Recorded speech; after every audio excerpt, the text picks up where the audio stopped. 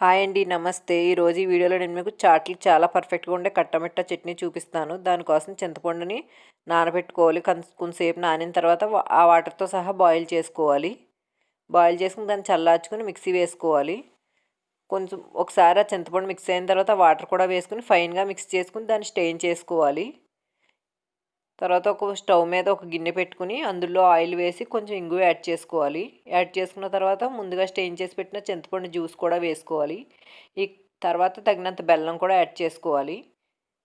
తర్వాత అందులో కొంచెం సొంటి పొడి వేసుకోవాలి. సొంటి పొడి చాలా మంచి టేస్ట్ వస్తుంది. తర్వాత బ్లాక్ సాల్ట్ కూడా వేసుకోవాలి.